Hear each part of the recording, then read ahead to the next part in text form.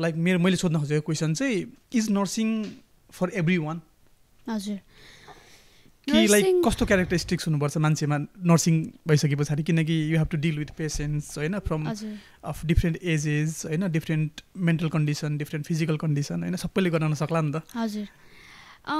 nursing सबैजनाको लागि होइन भन्छु म चाहिँ किनभने अब फर्स्ट अफ अल त लङ आवर्स होइन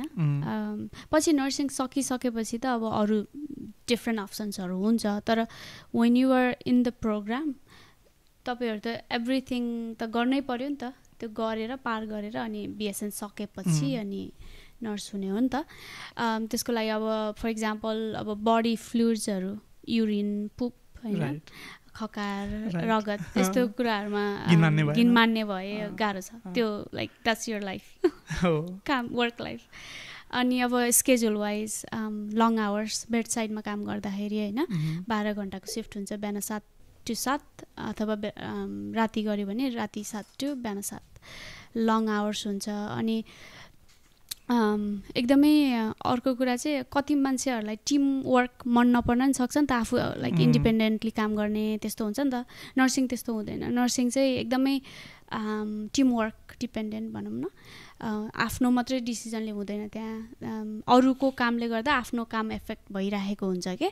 फर इक्जाम्पल हाम्रो युनिट चाहिँ BMT बोन म्यारो ट्रान्सप्लान्ट युनिट हो त्यहाँ चाहिँ एकदमै महँगो किमो युज हुन्छ के हाम्रो युनिटमा अनि त्यो महँगो किमो त फार्मेसीले मिक्स गरिहाल्दैन बनाइहाल्दैन होइन डोजहरू किनभने फर इक्जाम्पल माथि केही अब कथम कदापि इफ वी क्यान्ट गिभ त्यो त वेस्ट भयो नि त हजारौँ डलरको औषधि अनि कुनै औषधिको चाहिँ सर्ट एक्सपायरी टाइम हुन्छ क्या 1 घन्टा घोलेको 1 घन्टाभित्रमा युज गरिसक्नुपर्ने अनि त्यो महँगो ड्रगहरू त फार्मेसीले त्यसै घोल्दैन नि त त्यसको लागि चाहिँ त्यस्तो ड्रगहरूको लागि चाहिँ फर इक्जाम्पल डक्टरले चाहिँ काइन्ड ओके भन्ने order okay to give this drug to this patient भनेर काइन्ड एउटा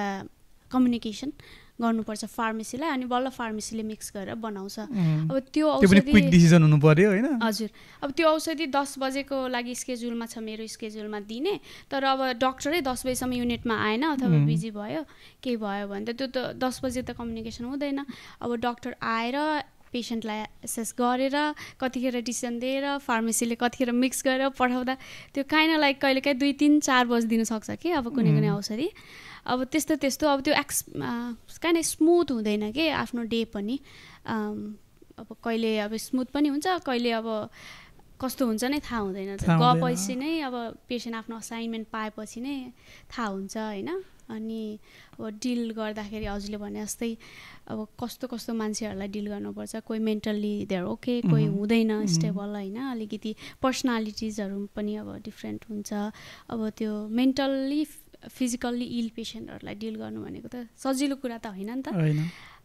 त्यही भएर अब आफूले अब यो सबै कुरा डिल गर्न सक्छु जस्तो लाग्छ भने I think it's a right choice तर अब नर्सिङमा पैसा छ अरे अथवा करियर राम्रो हुन्छ अरे भनेर मात्रै चाहिँ ट्रेन्ड पनि देखिन्छ भन्छु म चाहिँ हजुर नेपालमा एक खालको ट्रेन्ड पनि देखिन्छ बट एनी प्रोफेसन त्यो सबैको लागि हुँदैन होइन किनकि डिफ्रेन्ट प्रोफेसनको आफ्नो काम गर्ने तरिकाहरू हुन्छ